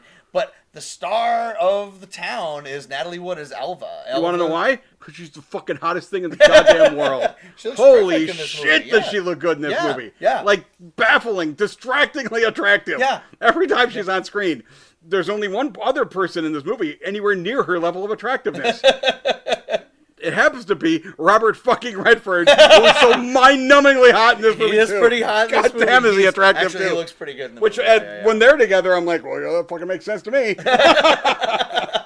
So yeah, Natalie. So she's going around, and she Robert Blake's in the film. Robert Blake is in it. Yeah. Apparently, Dabney Coleman. According to the this, scenes were deleted. I know, but I'm like, I like Dabney Coleman. I want to see him in movies. Yeah, I like Dabney Coleman. You kind of see like her with like Robert Blake, and I'm like, oh, they're together. But then she starts kissing all these other guys around, and then Charles Bronson, who's super skeevy in this movie, pretty good though. He's good. He's good. He is. The moment you see him, you're like, oh, that guy's not a good person, because Charles Bronson can act like a not good person, real good. Great. When he's acting in Death Wish and the other movies, pretty much the same. Yeah, because I'm pretty sure. Not bad. Just hey, Chuck, just be you. Okay, I'll terrify the world. Actually, I actually like Charles Bronson. Oh yeah, I'm a fan. Because as long as his role is right, I like he can't be a fucking love interest in some rom-com. At least he's not doing a whimsical character in a William Faulkner movie. At least he never stares at the camera for 3.5 minutes, making me want to die. So Charles Bronson seems like to be with Hazel, but then he's like always hitting on her daughter. Well, he's a creepster. Everybody hits on her. And I'm absolutely. Haven't you guys all been around as she was growing up? Okay? Yeah. I think don't. Okay?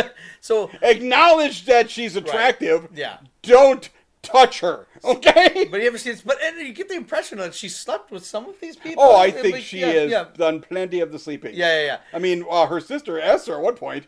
She doesn't make it clear, but I'm like, I know the answer.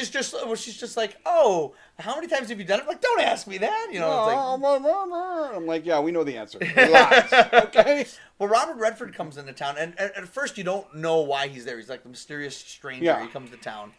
And of course, hot blonde walks in, and she's like, "Who's this fucking guy?" He's super hot. And the rest of you guys are creepstos. Right. That guy is both age appropriate and fucking balls hot. Yeah. So she goes into his room and is like trying to like sleep, and then he's just like, just flirting with him. Yeah. And she's just like, you know what? Are you gonna flirt with me, or why don't we just sleep together? Well, at one point he insinuates that she's a prostitute. He's like, if you come with the room, let's go.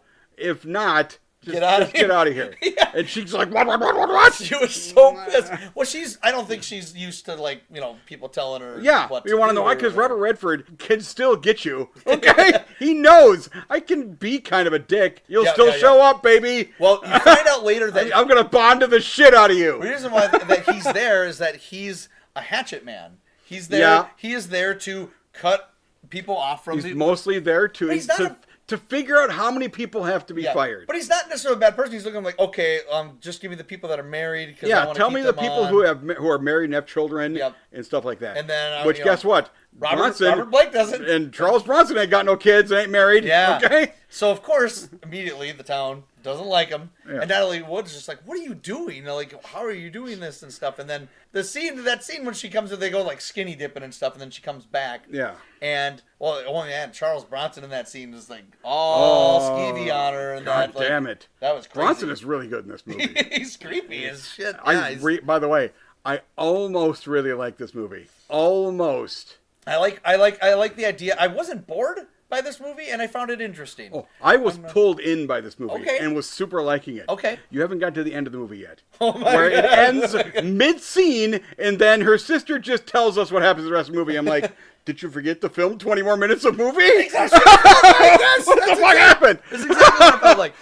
Well, I didn't really like the scene where Robert Redford, like right the scene before they kiss, he like gets on there and he like says some really hurtful things, and then I don't think he's a good guy. He literally his job is firing people. And then he's just hot. And then and then she's like. I mean, he pretty much, like, almost forces himself on her, but then she's like, well, you're hot, so then she kisses him. So they sleep together. They're, like, mid-argument when it happens. Yeah.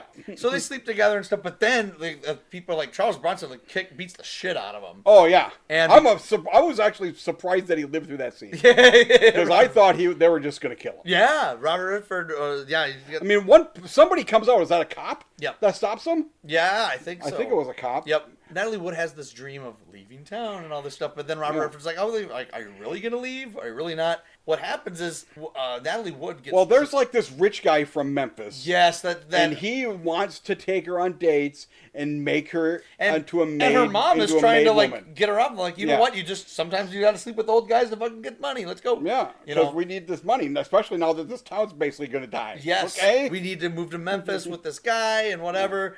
And then she is upset about this. She gets drunk, and she looks at Charles Bronson right in front of her mom, like, "You want me, don't you, JJ?" And he's like, "Yep." And she's like, "Will you marry me?" He's like, "I'll marry you." And her mom's like, "What the fuck's happening? I thought you were banging me." And then, they get married. They get married, and they have sex. And then she rolls him, as they call it. And I thought that was a great line. Yeah. Because he was asleep. She took all of his money, and she just fucking bolted. And straight to New Orleans, where Robert Redford lives. Yep. So then they go, and they're like, "Oh, everything's going to be fine." But then her mom shows up, finds her, and pretty much tells them, what happened. She's like, "Oh, yeah, she's married to JJ." And Robert Redford's like, "What?" And then Natalie Wood screams, runs out, and then, boom, it cuts. And now the sister is like, she died of lung contamination. And, Yeah. What? And I'm like, what happened? Because I'm going to tell you, this movie was fucking great. And then they forgot to finish the movie. And I'm like, fuck this movie. Yeah, I was really disappointed in that. So Francis Ford Coppola co-wrote the screenplay. Yeah, I saw that in the credits, yeah. Yeah. He was one of the names. Sidney Pollack directed this movie. I believe this was his second film. He was friends with Robert Redford because they acted together in a movie in 1962 called War Hunt. Oh. Very early film for Redford. I think it's a well-directed movie. Sidney Pollack's a good director. He went on to direct Jeremiah Johnson, The Way We Were, Tootsie. He's like, Coppola's still alive, right? Can we go ask him how this movie's supposed to end? But Coppola's alive. Can you tell me the rest of this movie, Francis? Right now, tell me the real ending instead of. He worked with Redford many more times. He directed 3 Days of the Condor, which is awesome. Out of Africa, he won Academy Award for Best Director. Well, yeah, he directed a lot of fucking movies. It's fucking Francis Ford Coppola. No, this is. That's Sidney Pollack. This is Sidney Pollack. Yeah. The Firm. Yeah. Shit, yeah. Like, he's a great director. He did amazing. Is Pollack still kicking? No, he died a while ago. It could have been that 2008. Long ago. Yeah. Yeah, I think as far as his direction and stuff, I think the technical stuff, it looks good. It's fine. Most performances are pretty good. I think Natalie Wood's great in the movie. I really liked it. Yeah, Redford is Redford. He's kind of like McQueen where he doesn't have range. This is early. This is before Butch's Sundance. Yes, which is why it was 66. In this thing. Weird drive-in thing. Yeah. This isn't necessarily a drive-in movie either. Yeah. This is before he was a name. Yeah. No, it was. That's why Natalie Wood is the headliner in the name. The headliner, his name, I don't even. I mean, on here it's second. I don't think it's second in the real movie. I don't know. I have to assume. Well, Bronson wasn't a name either yet, though. No, he might have been second. Because nobody else is really a name. It's just literally, this is a Natalie Wood vehicle. Right. Actually, it might have been, what's-her-face? The sister. It might have been Willie. It might have been Mary. Actually, Kate Reed, too, for Hazel. Yeah. But she was really good. Some stuff was getting me mad in the movie, during the movie, too, where I'm just like, it was interesting, but I was also like not liking the characters, and I didn't really like some of Robert Redford's reactions. But then when the movie just ends, and you're like, what? And I want to know, did Robert Redford, he just said what and she left? He did not chase her down? He did not try to resolve this? What happened? At the very least, I want to know what happened between him and her mother in that room. I want to know a million things. Yeah, did he punch her? Did he say, did he just like verify and stuff? Did he say, why, what the fuck, blah, blah, blah, and then just try to find out why this happened? Yeah, I was really It obviously happened because you left, okay? Yeah. I mean, he left because he was going to go buy her a ticket. Yeah. And then he found out something else. I can't remember what it was. Fuck, I can't remember. Remember? Because then he went back and gave her the ticket while she was showering, wearing like a necklace. It was weird. Okay. Yeah. I was really kind of flabbergasted by the ending where I'm like, I don't mind, weird endings, but this doesn't have an ending. It's missing a reel. It's missing a reel. Yeah. The ending is literally we ended it by just having her sister inform us of what the rest of the movie is. And she dies of lung affection, and then her mom Which went I'm away. like is a thing that I assume happens in the factory. I'm like, she's not a factory worker. Yeah, she's the only person who's never been in that fucking factory. It didn't make any sense to me. I was just like, to me, it was just like, sure, that's what happened. But I don't know what happened in the play. I'm not sure. You might like it a little more than I did. I think the play is a one-act play, so I assume it's all there. Yeah. And I assume the part where the Redford character left is the actual end of that play. Oh, okay. And maybe, all the stuff in New Orleans happens after that.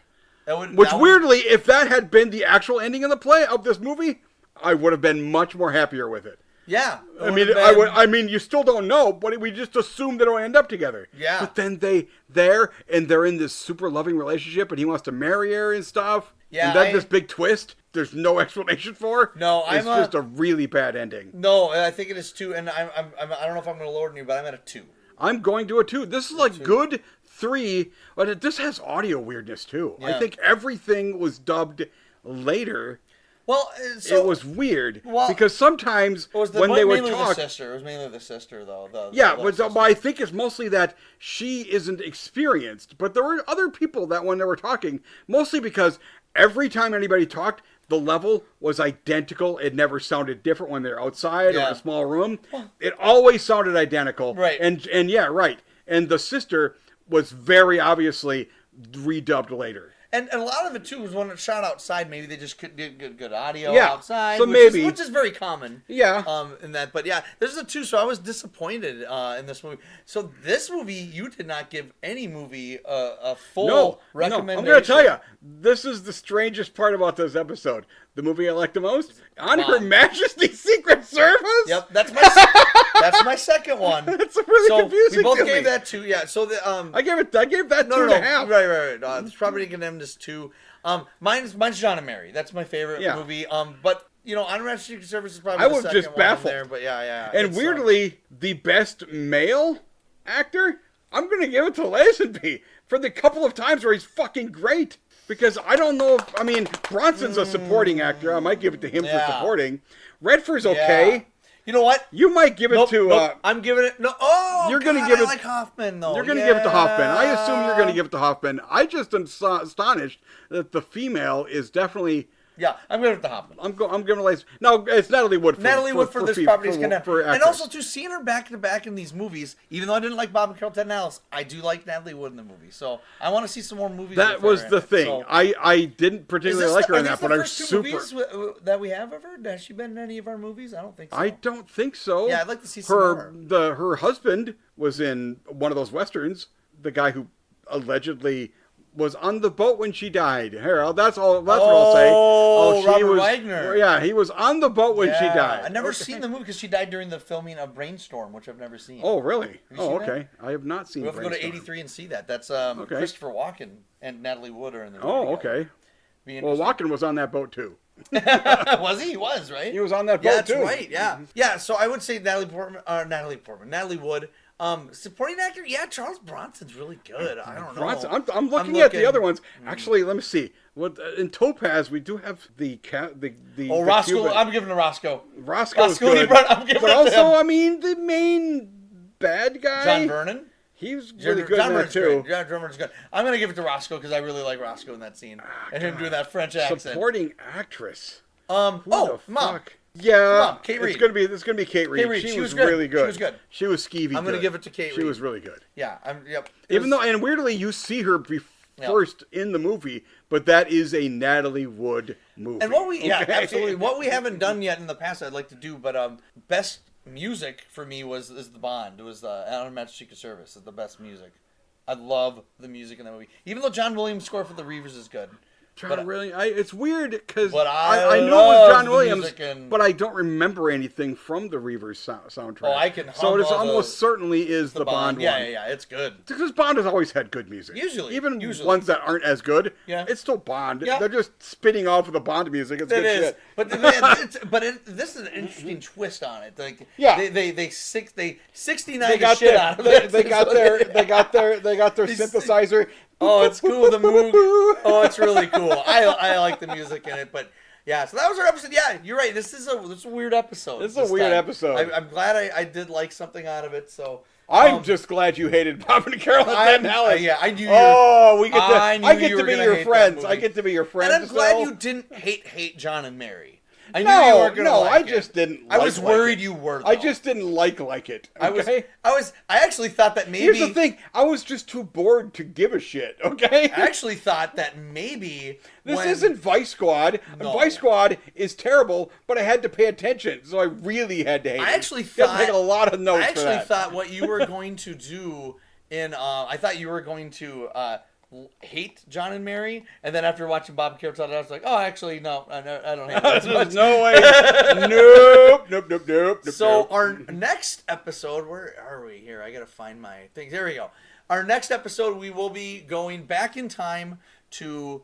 Why can't I find it? That order is incorrect. It is incorrect. Oh yeah. So it is. Sorry, it is incorrect. But we're doing February 10th, 1934 is going to be our next. Back to the 30s. There it is. Yeah, February 10th, 1934. Yeah, I'm really excited to see what we're going to get out of this one. So probably some 33 holdovers. That one is a full-blown random date. That is a full-blown random date. Except for you wanted like the 30s. Yes. Yeah. Well, yeah. We're trying to do all the decades. Yeah. So, but that's it. Yeah, that'll be fun.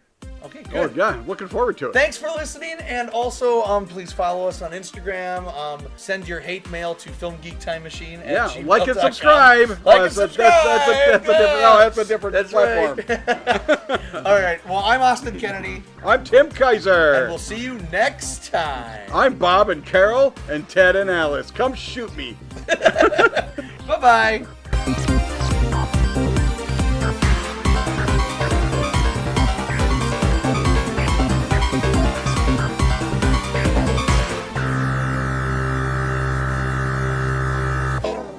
Time Machine.